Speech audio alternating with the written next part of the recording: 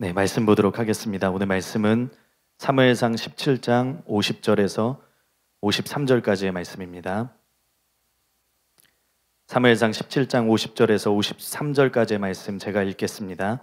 다윗이 이같이 물매와 돌로 블레셋 사람을 이기고 그를 쳐 죽였으나 자기 손에는 칼이 없었더라. 다윗이 달려가서 블레셋 사람을 밟고 그의 칼을 그 칼집에서 빼내어 그 칼로 그를 죽이고 그의 머리를 베니 블레셋 사람들이 자기 용사의 죽음을 보고 도망하는지라. 이스라엘과 유다 사람들이 일어나서 소리 지르며 블레셋 사람들을 쫓아 가이와 에글론 성문까지 이르렀고 블레셋 사람들의 부상자들은 사하라임 가는 길에서부터 가드와 에그론까지 엎드러졌더라. 이스라엘 자손이 블레셋 사람들을 쫓다가 돌아와서 그들의 진영을 노략하였고. 아멘. 우리 함께 따라해 보도록 하겠습니다. 우리 앞에 있는 골리앗 무너뜨리기. 오늘은 사무엘상 17장 50절에서 53절 말씀을 가지고 우리 앞에 있는 골리앗 무너뜨리기, 이런 제목으로 하나님의 말씀 함께 나누도록 하겠습니다. 사실은 오늘 말씀은 사무엘상 17장의 내용을 전체 다 읽으면 좋지만 가장 중점이 되고 또 하이라이트가 되는 그 부분을 읽었습니다. 우리가 함께 오늘 보고자 하는 말씀은 사실 굉장히 원론적인 것일 수 있습니다. 우리가 익히 알고 있는 내용이기도 하고 다윗과 골리앗에 대한 이야기 너무나 잘 알고 있는 내용이죠. 그래서 오늘 설교 자체도 무언가 새로운 것을 여러분들에게 전달해드리고 알려드린다기보다는 우리가 이미 알고 있지만 다시 한 번 더 확인해야 되는 내용들을 여러분들과 함께 나누고자 하고요.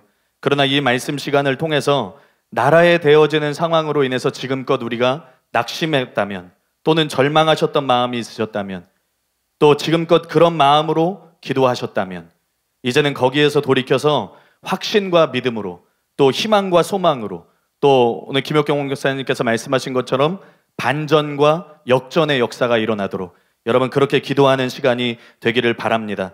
한번 첫 번째로 따라해 보겠습니다. 오늘 우리 앞에 있는 골리앗은 무엇인가? 성경학자들은 이 골리앗의 키가 여러분도 아실 수 있겠지만 2m 90 정도, 3m에서 대략 10cm가 모자란 그런 엄청난 거인이라고 말을 합니다. 거기다가 골리앗의 갑옷의 무게가 성경에 기록된 대로라면 그걸 이제 우리가 알고 있는 그런 킬로그램 단위로 바꾸면 그의 갑옷의 무게가 57kg이었다고 하고요. 또 그가 사용하던 무기인 단창의 창날의 무게만 6.8kg 정도가 될 정도로 그 무게가 어마어마하지요. 그런데 그가 그런 것들, 그러니까 그 갑옷을 입고 그 단창을 들고 싸울 수 있었던 것은 그가 싸우기에 그 무게가 적당한 무게였다는 겁니다. 곧 단순히 키만 큰 것이 아니라 정말 어마어마한 힘을 가지고 있었던 인물이 바로 이 골리앗이라고 하는 사람입니다. 제가 지금 무엇을 말씀드리고자 하는 것이냐 하면 이 골리앗이라고 하는 존재는 우리가 무엇을 상상하든 그 이상의 존재라는 겁니다. 이 골리앗은 하나님의 백성을 위협하고 또 두려움에 사로잡히게 해서 꼼짝도 하지 못하게 만들려고 합니다. 실제로 골리앗은 이스라엘 백성들 앞에 서서 장장 40일간을 그들을 향해서 위협하고 하나님을 모독하고 하나님의 백성들을 모독했습니다. 골리앗은 소위 싸움을 도두는 자입니다. 상대방의 사기를 떨어뜨리도록 가장 강한 전사가 나와서 싸움을 거는데 그가 골리앗이었어요. 실제로 골리앗이 가한 위협은 소기의 목적을 달성했습니다. 사무엘상 17장 11절 말씀에 보면 사울과 온 이스라엘이 블레셋 사람의 이 말을 듣고 놀라 크게 두려워하니라, 이렇게 기록합니다. 사울과 이스라엘 백성들이 이 블레셋 사람 골리앗의 외모로 인해서 그리고 그가 한 여러 저주의 말들로 인해서 크게 두려워하는 마음을 가졌습니다. 그런데 이 정도뿐만이 아닙니다. 심지어 사무엘상 17장 24절 말씀에 보면 심히 두려워하여 그 앞에서 도망하는 사람들도 있었습니다. 그러니까 여러분, 우리 앞에도 골리앗이 있을 수 있습니다. 우리가 상상하는 그 이상의 존재, 우리를 절망하게 하고 우리를 낙심하게 하는, 그것이 실제 우리 개인 혹은 가정에 있는 어떤 시험과 고통과 절망의 상황일 수도 있습니다. 그리고 그것이 더 확대되어서 교회와 나라와 혹은 믿음으로 살기 위한 모든 삶들 앞에 방해와 또 우리를 속수무책 무너지게 만드는 그런 일들일 수도 있습니다. 그 일들이 무엇인지에 대해서는 우리가 개개인마다 다 다를 수 있겠죠.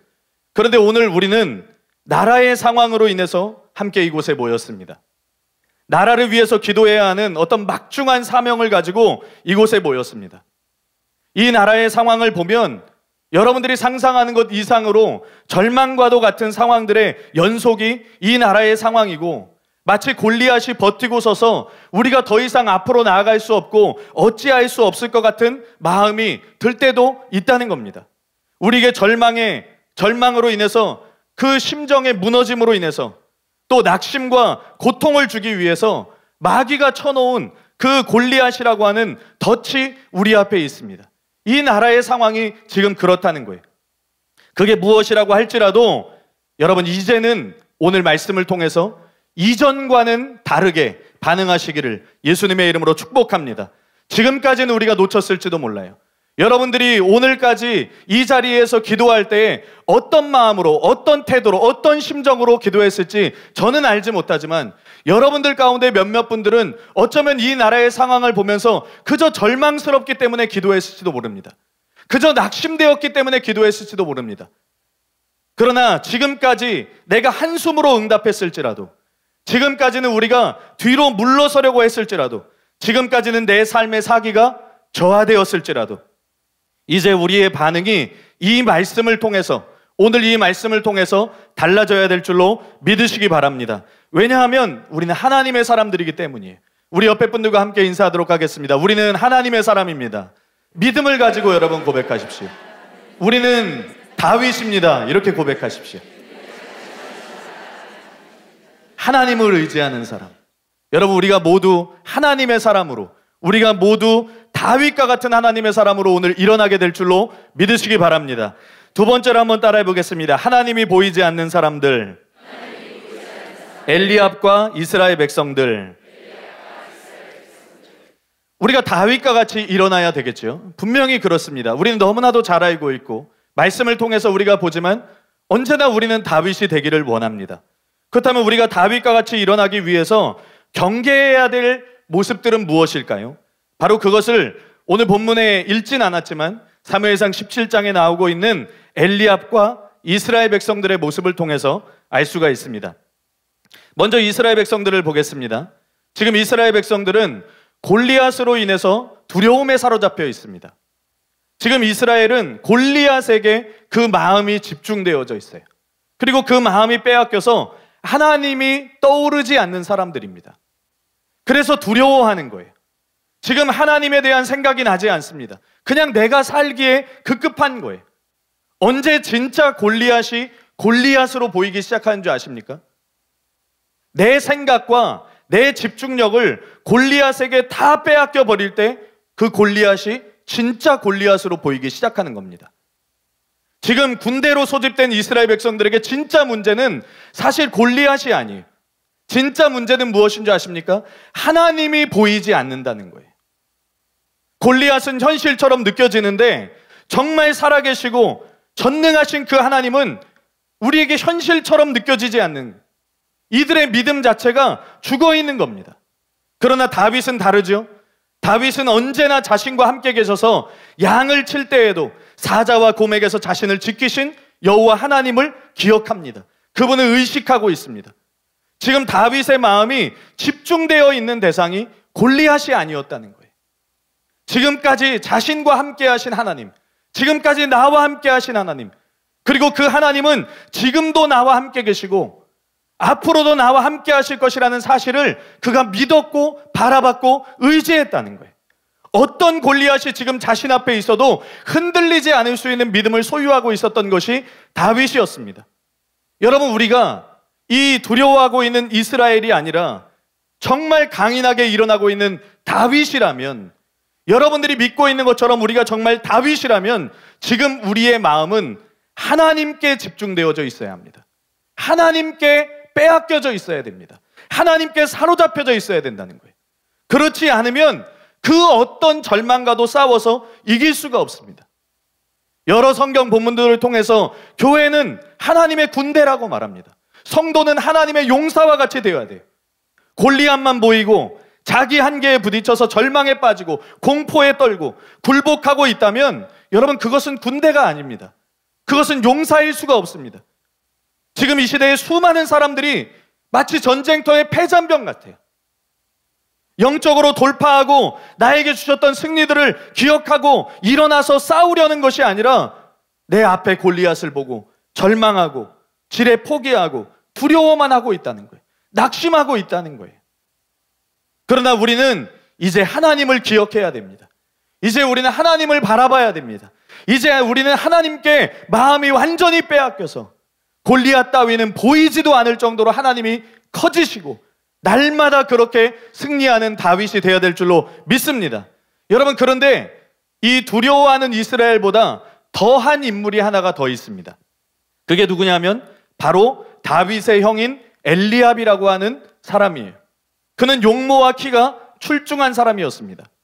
그러나 하나님께서 사무엘에게 그의 용모와 키를 보지 말라, 내가 이미 그를 버렸노라. 사무엘상 16장 7절 말씀에 기록되어져 있는데, 그렇게 말씀하실 정도로 그는 영적으로 죽은 자와 같았어요. 지금 다윗이 골리앗을 치기 위해서 마음을 다잡고 의지가 불타오르고 있습니다. 마음에서 의분이 올라오고 있습니다. 하나님의 불이 중심에서부터 올라왔습니다. 그때 다윗의 형인 그 엘리압이 찬물을 끼얹어요. 사무엘상 17장 28절 말씀에 보면 큰형 엘리압이 다윗에게 이렇게 말합니다. 내가 어찌하여 이리로 내려왔느냐? 들에 있는 양들을 누구에게 맡겼느냐? 나는 내 교만과 내 마음의 완악함을 아노니 내가 전쟁을 구경하러 왔도다. 다윗의 마음이 불타고 있었어요. 의분이 있었어요. 하나님과 하나님의 백성들을 대적하고 모독하는 그 골리앗을 향해서 당장이라도 나가서 싸울 수 있는 그런 거룩한 분노가 그의 마음 가운데 있었어요. 그런데 엘리압이 찬물을 끼얹은 거예요. 힘이 팍 세지 않습니까? 그죠? 우리가 기도하면서 돌파해 나가야 할 때 우리의 마음 가운데 의분이 있어요. 이 나라를 향한 하나님의 마음이 있어요. 불타오르는 열정이 있어요. 우리의 불이, 우리 안에 불이, 하나님의 불이 중심에 타오르고 있어요. 우리가 세상을 향해서 싸우며 나갈 때, 우리가 기도하면서 돌파하며 나갈 때, 예를 들어서 우리가 우리의 가정을 하나님의 뜻대로 세워나가려고 할 때, 또 교회가 치고 나가서 부흥의 가도로 나아가려고 할 때, 이 나라 가운데 또한 열방 가운데 악한 그 세력들을 제압하고 하나님의 일을 선포하고자 할 때 이런 엘리압의 방해가 있을 수 있다는 것입니다. 하나님은 우리가 새롭게 일어나기를 원하셔서 우리가 그 하나님을 의지하면서 이 절망의 일들을 뚫고 나아가게 하시려고 그렇게 하는데, 무언가 바뀌기 위해서, 이제는 싸우기 위해서 앞으로 나아가려고 하는데 찬물을 끼얹는 거예요. 멈춰 서시겠습니까? 포기하시겠습니까? 지금 돌파하고 나아가야 할 골리앗이 우리 앞에 있는데 분명히 나아가서 싸우고 이기고 돌파하는 것이 하나님의 뜻인데, 여러분 지금 여기에서 여러분들의 마음 가운데서 올라오는 엘리압의 말 때문에, 혹은 여러분들의 주변에 있는 그 엘리압의 말 때문에 여러분 주저앉으시겠습니까? 사람들이 여기서 많이 포기합니다. 분명히 나아가서 싸우고 이기고 돌파하는 것이 하나님의 뜻입니다. 변화되고 바뀌고 달라지고 새로워지는 것이 하나님의 뜻입니다. 지금은 멈출 때가 아니라는 거예요. 지금은 뒤로 물러날 때가 아니라는 거예요. 침륜에 빠질 때가 아니라는 거예요. 침노하여서 들어가야 될 때라는 거예요. 승리를 쟁취할 때라는 거예요. 새로운 것이 임하는 때이기 때문에. 그러면 우리가 엘리압을 어떻게 대처해야 될까요? 우리가 다윗의 모습을 본받을 필요가 있습니다. 사무엘상 17장 29절 30절 말씀에 보면 다윗이 이르되 내가 무엇을 하였나이까? 어찌 이유가 없으리이까 하고 돌아서서 다른 사람을 향하여 전과 같이 말하며 백성이 전과 같이 대답하니라. 한마디로 말하면 다윗이 엘리압을 향해서 신경 끄세요 라고 말한 거예요. 신경도 쓰지 않은 겁니다. 그의 말이 그를 멈추게 하지 못한 거예요. 그의 말이 그를 주저하게 하지 않은 거예요. 우리는 멈추지 않습니다. 속된 말일 수 있지만 개가 짖어도 기차는 달리는 거예요. 우리는 앞으로 나아가야 할 다윗과 같은 하나님의 사람들인 줄로 믿으시기 바랍니다. 믿음의 사람들인 줄로 여러분 믿으시기 바랍니다. 달려가는 자들입니다. 싸워 이기는 자들입니다. 주저하는 자들이 아니라는 거예요. 우리는 멈춰서는 자들이 아니라는 겁니다. 여러분 두려워하지 마시기를 바랍니다. 또 엘리압의 말로 인해서 흔들리지 마시기를 바랍니다. 마음을 잡으십시오. 오히려 더욱 의지를 불태우시기를 바랍니다. 오늘 여러분들의 기도가 더욱 힘있게 솟아올라가게 되기를 예수님의 이름으로 축복합니다. 세 번째로 한번 따라해 보겠습니다. 우리가 의지하는 것은 사울의 갑옷인가 만군의 여호와인가. 제가 아까도 처음에 서론에서도 말씀드렸지만 아주 원론적인 것들이에요. 그런데 우리가 다시 한 번 더 마음을 돌아볼 필요가 있습니다. 정말 우리가 하나님 안에서 골리앗을 무너뜨리고 승리하고자 할 때 하나님께서는 먼저 제대로 준비되어지길 원하세요. 그런데 우리가 정말 위대한 하나님의 용사로 일어나기 위해서 준비되어질 때 그 준비가 사울의 갑옷을 의지하는 것인지 아니면 정말 만군의 여호와 하나님만을 의지하는 것인지 굉장히 중요한 것이죠. 여러분 우리가 하는 일만큼이나 그 일을 하는 방식도 중요합니다. 다윗은 사울의 갑옷을 벗어 던졌습니다. 그리고 시냇가에서 무릎을 꿇었어요. 우리도 결정해야 될 겁니다. 무릎으로 살 것인가? 아니면 그저 관습적으로 남들을 따라 살 것인가? 나는 하나님이 창조하시고 성령이 기름 부으시고 예수님이 구원하신 존재로 살 것인가? 아니면 사실은 별 볼 일 없는 전문가들에게나 기대고 의지하며 살 것인가? 골리앗 공포증과 하나님을 의지하는 것, 둘 중에 무엇이 우리의 삶의 행로를 결정하게 할 것인가? 우리는 우리 앞에 있는 골리앗을 어떻게 상대할 것인지를 선택해야 된다는 거예요. 우리가 우리의 삶, 우리의 가정, 우리의 사업, 우리의 신앙, 그리고 우리의 나라, 이 모든 것 앞에 있는 골리앗을 어떻게 상대해야 될지를 오늘 결정하는 겁니다. 우리가 그저 사울이라면 어떨까요? 우리가 그저 사울이라면 우리에게 사람의 방법이라는 그 갑옷이 제법 잘 맞을지도 몰라요. 그래서 그것에 대해서 불편하지 않을 수도 있습니다. 그러나 우리가 다윗이라면 말이 달라지겠죠. 우리에게 사울의 갑옷, 즉 사람의 방법이 불편하게 여겨지게 됩니다. 우리가 정말 다윗이라면 우리에게 진짜 승리는 그리스도인답게 승리하는 것입니다. 그래서 하나님이 우리를 통해서 영광을 받으시는 것, 하나님만이 영광을 받으시는 것, 세상의 술수와 세상의 처세술과 그러한 사람의 방법과 뜻을 과감히 버리고 오직 만군의 여호와를 의지해서 그 전쟁터 앞에 뛰어들 수 있는 진짜 다윗과 같은 하나님의 용사들이 일어나야 한다는 것입니다. 우리는 만군의 여호와 하나님을 의지하여서 이곳에 있습니다. 우리는 사람의 방법이 아니라 사람의 처세술이 아니라 하나님을 바라보기 때문에 이곳에 있는 것입니다.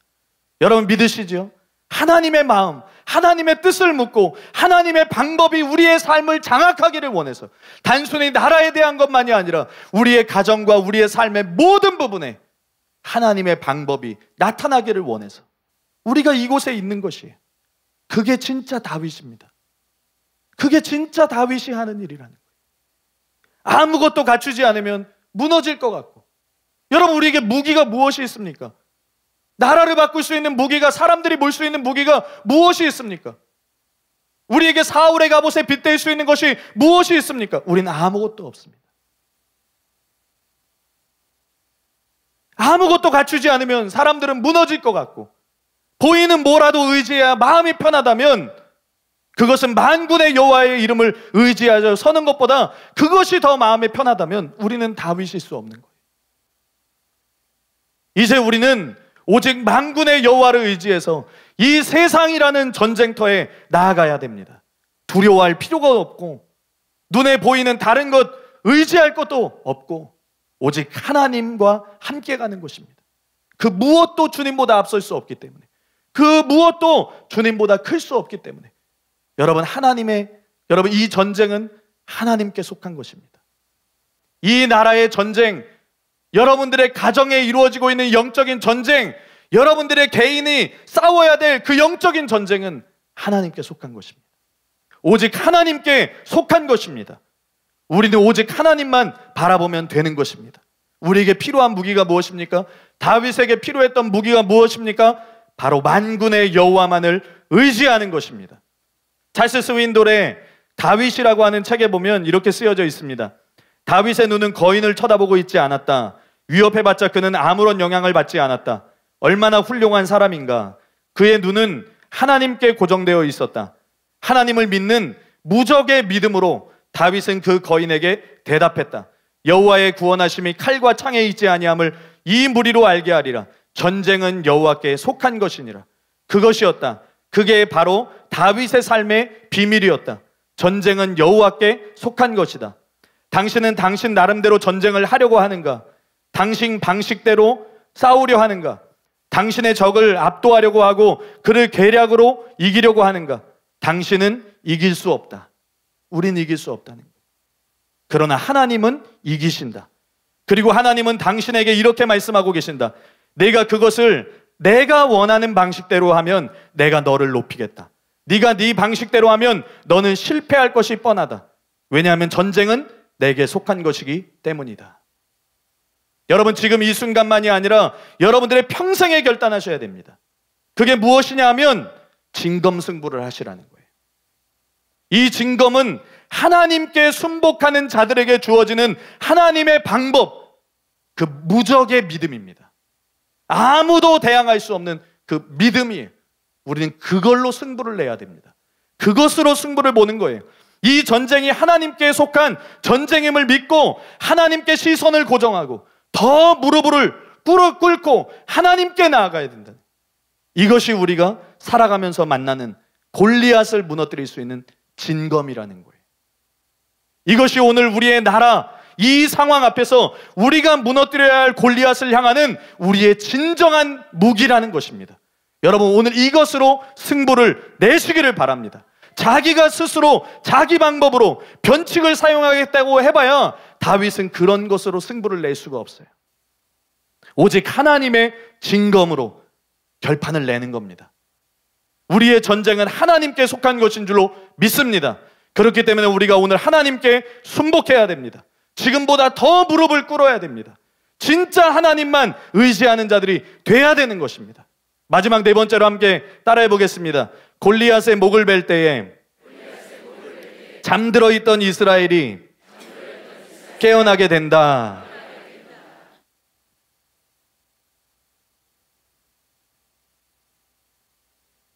이 마지막이 바로 여러분들에게 오늘 드리고자 하는 큰 희망입니다. 지금까지 세 가지 대지는 이 네 번째를 나누기 위해서 우리의 마음을 좀 다잡고 준비하는 과정이었어요. 이제는 우리가 실제로 승리를 거둘 것과 그리고 그로 인해서 일어날 놀라운 변화와 파장들에 대해서 함께 마지막으로 나누고 우리가 기도하도록 하겠습니다. 오늘 이것을 여러분들이 믿음으로 붙잡으시기를 바랍니다. 그러면 실제로 이런 일들이 여러분들의 삶 가운데 그리고 이 나라 가운데 일어나게 될 줄로 믿습니다. 저는 하나님께서 우리를 능히 승리하게 하시는 하나님이라고 믿습니다. 하나님은 전능하세요. 하나님은 승리하시는 하나님이십니다. 그분은 전능하신 하나님이에요. 그 하나님의 주권이 이 땅 가득히 거하시면서 낮고 천하고 무능하고 무지하고 아무것도 아닌 사람들이라고 할지라도 하나님께 나온 사람들, 하나님을 의지하는 사람들, 하나님께 진심으로 순복하는 사람들을 어떻게 살리시고 어떻게 일으키시고 부하게 하시고 높이시고 올리시는지 우리가 그것을 볼 수 있다는 겁니다. 사무엘상 2장 6절에서 8절 말씀해 보면 여호와는 죽이기도 하시고 살리기도 하시며 스올에 내리게도 하시고 거기에서 올리기도 하시는도다. 여호와는 가난하게도 하시고 부하게도 하시며 낮추기도 하시고 높이기도 하시는도다. 가난한 자를 진토에서 일으키시며 빈궁한 자를 거름더미에서 올리사 귀족들과 함께 앉게 하시며 영광의 자리를 차지하게 하시는도다. 또 고린도전서 1장 26절에서 29절 말씀해 보면 형제들아 너희의 부르심을 보라. 육체를 따라 지혜로운 자가 많지 아니하며 능한 자가 많지 아니하며 문벌 좋은 자가 많지 아니하도다. 그러나 하나님께서 세상에 미련한 것들을 택하사 지혜 있는 자들을 부끄럽게 하려 하시고 세상에 약한 것들을 택하사 강한 것들을 부끄럽게 하려 하시며 하나님께서 세상에 천한 것들과 멸시받는 것들과 없는 것들을 택하사 있는 것들을 폐하려 하시나니 이는 아무 욕죄도 하나님 앞에서 자랑하지 못하게 하려 하심이라. 여러분, 이것이 우리를 부르신 하나님이세요. 이분이 바로 하나님이세요. 진토에서 일으켜 세우시는 분. 우리가 대단하기 때문에 쓰시는 것이 아니라는 겁니다. 우리가 지혜 있기 때문에 쓰시는 것이 아니라는 겁니다. 우리가 어떤 힘이 있기 때문에 쓰시는 것이 아니라는 거예요. 우리가 부유하기 때문에 쓰시는 것이 아닙니다. 오히려 우리가 가난하기 때문에, 우리가 빈궁하기 때문에, 우리가 천하기 때문에, 우리가 멸시받았기 때문에 가장 약하고 가장 무지하고 가장 무능하고 가장 미련하고 가장 아무것도 아니기 때문에 하나님은 지금 우리를 쓰시는 거예요. 그렇기 때문에 하나님께서 우리를 높이셔서 영광의 자리를 차지할 수 있도록 하시는 겁니다. 가난하다는 것이 무엇입니까? 빈궁하다는 거, 천하다는 거, 멸시받는다는 거 무슨 의미입니까? 약한 것, 무지한 것, 미련한 것, 아무것도 아닌 것 무슨 의미일까요? 하나님이 없으면 안 된다는 거예요. 하나님밖에는 없다는 거예요. 하나님밖에는 의지할 수 있는 것이 없다는 거예요. 사람이 부유하면 부를 의지하기 쉽지요. 사람이 지혜가 있으면 그 지혜를 의지하려고 하죠. 사람이 강하면 그 강함을 의지하려고 합니다. 그러나 우리는 아무것도 없기 때문에, 아무것도 아니기 때문에 하나님을 의지할 수밖에 없는 거예요. 하나님께 순복할 수밖에 없는 것입니다. 여러분, 다윗을 보세요. 골리앗과 비교했을 때 그는 아무것도 없습니다. 아무것도 아닙니다. 골리앗은 어려서부터 싸움으로 단련된 자이고 다윗은 그냥 목동이었어요.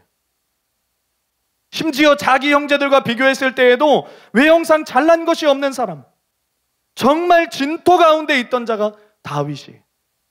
자기 자신도 자기 집안도 아무것도 아닌 자가 하나님의 높이시는 손길 때문에, 하나님의 전능하신 그 능력 때문에 이스라엘의 역사상 비교될 수 없는, 누구와도 비교될 수 없는 최고의 왕이 되었습니다.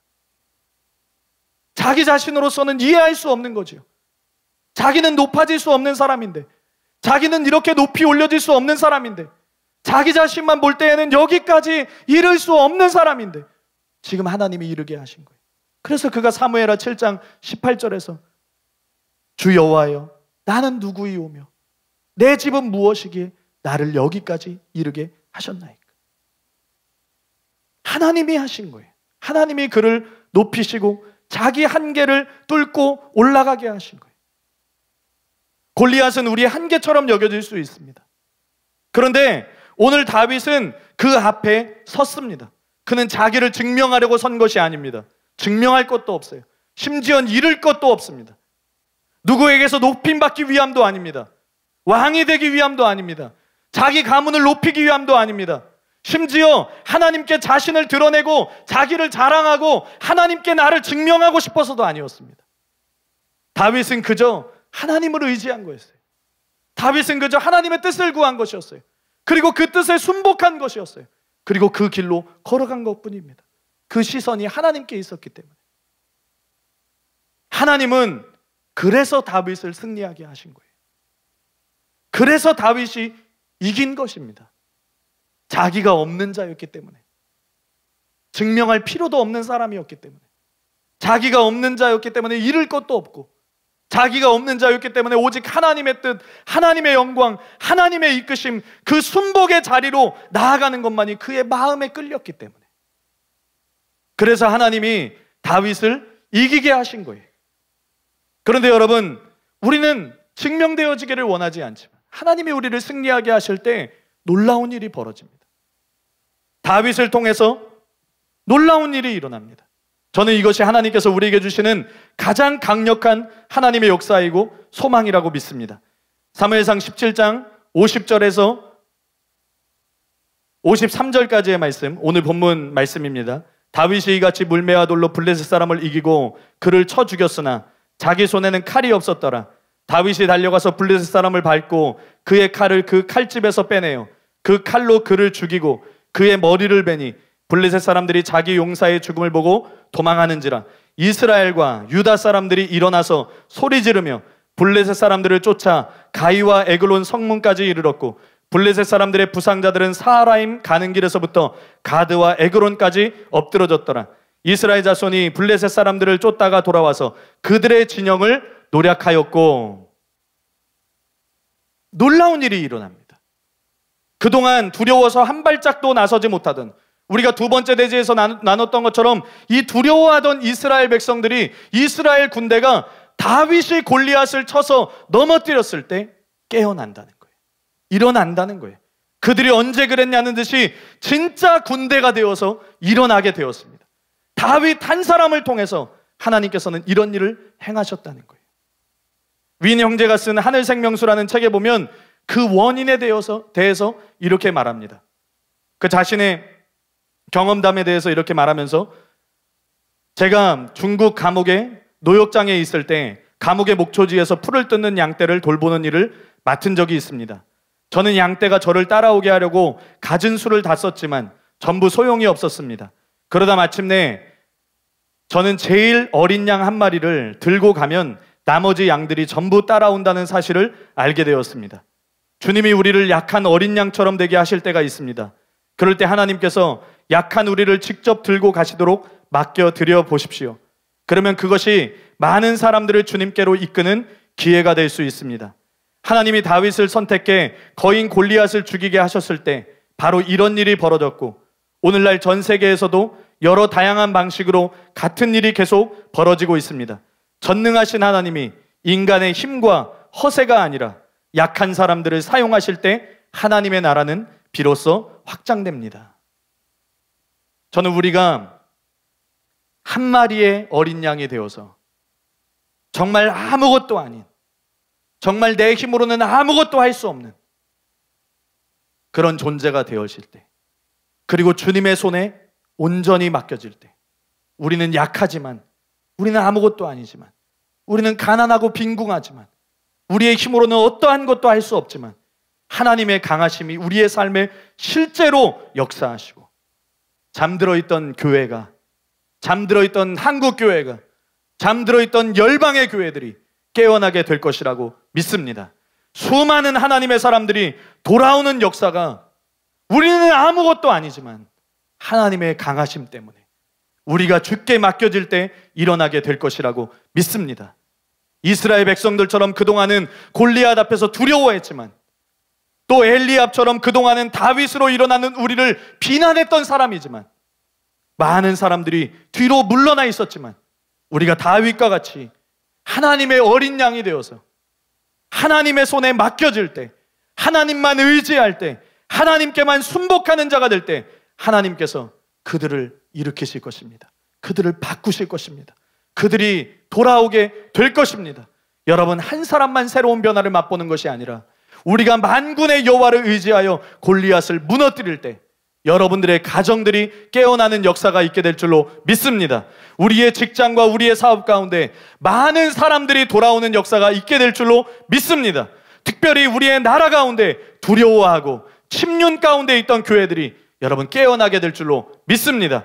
엘리압과 같이 비난하던 교회도 돌아오게 될 줄로 믿습니다. 우리가 골리앗의 목을 들어야 되는 것이, 오늘 기도로 우리가 물맷돌을 던지고 골리앗을 무너뜨리고, 그리고 우리가 오직 하나님만을 의지하는 약하고 약한 자가 될 때, 심지어는 아무것도 아닌 자가 될 때 하나님이 승리하실 것이고, 하나님이 골리앗을 무너뜨리실 것이고, 하나님이 골리앗의 목을 들게 하실 것이고, 교회들이 깨어나고 돌아오게 될 것입니다.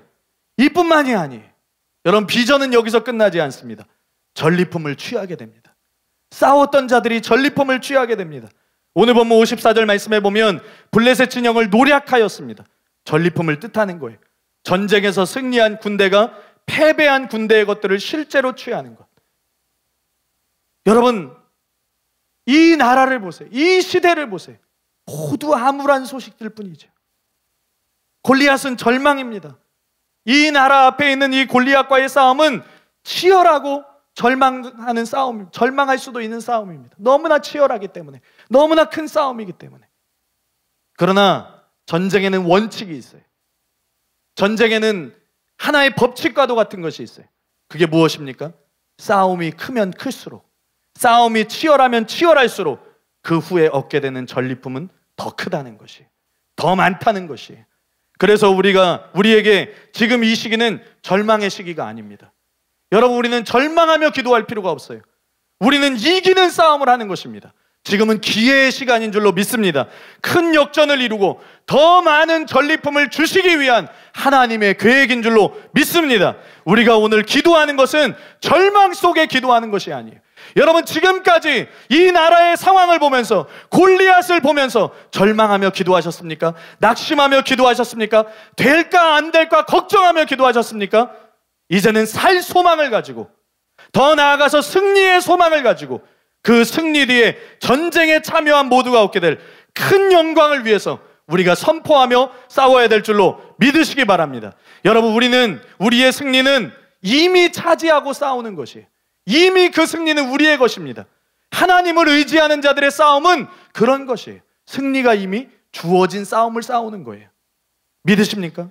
케네스 해긴 목사님이 승리하는 교회라는 책에서 말씀하신 것처럼 우리가 지금 하나님을 의지하고 나갈 때 싸우는 싸움은, 이 영적인 싸움은 승리의 거점을 차지하고 이미 주어진 승리를 믿고 싸우는 것이라고 말해요. 그렇기 때문에 오늘 우리의 싸움은 패배할지도 모른다는 두려움 가운데서, 절망 가운데서 싸우는 것이 아닙니다. 여러분, 그렇게 기도하지 마십시오. 오늘은 돌파하는 전쟁이 될 것입니다. 오늘은 선포하는 날이 될 것입니다. 오늘은 승리를 차지하는 날이 될 것입니다. 이미 우리 속에 있는, 우리 손에 잡힌 그 승리를 지키는 싸움이 될 것입니다. 그렇게 기도하는 자가 되시기를 바랍니다. 승리는 하나님의 손에, 그리고 믿는 자들의 손에 이미 주어진 줄로 믿으시기 바랍니다. 우리가 골리앗 앞에 서는 것을 두려워하지 않기를 바랍니다. 이제는 그것을 향해서 만군의 여호와를 의지해서 담대하게 물매를 돌리시기를 바랍니다. 그리고 골리앗의 목을 베면 우리도 부흥하게 될 것이고, 수많은 교회가 깨어나게 될 것이고, 우리를 비난하던 자들도 돌아오게 될 것이고, 함께 전리품을 나누게 될 줄로 믿으시기 바랍니다. 이제 마지막으로 결론 나누고 기도하겠습니다. 여러분, 하나님의 승리를 우리의 나라, 우리의 가정, 우리의 삶의 현장에 내리는 것은 우리의 믿음입니다. 은혜를 은혜되게 하는 것이 무엇입니까? 우리의 믿음입니다. 그럼 승리를 승리되게 하는 것, 하나님의 승리를 우리의 승리가 되게 하는 것은 무엇입니까? 또한 믿음이라는 거예요. 우리가 오늘은 믿음으로 기도할 것입니다. 오늘 우리의 싸움은 믿음의 싸움입니다. 이 싸움만큼은 우리가 반드시 승리해야 됩니다. 반드시 이겨야 됩니다. 반드시 우리가 싸워 나가야 됩니다. 우리 시간에 함께 기도하도록 하겠습니다.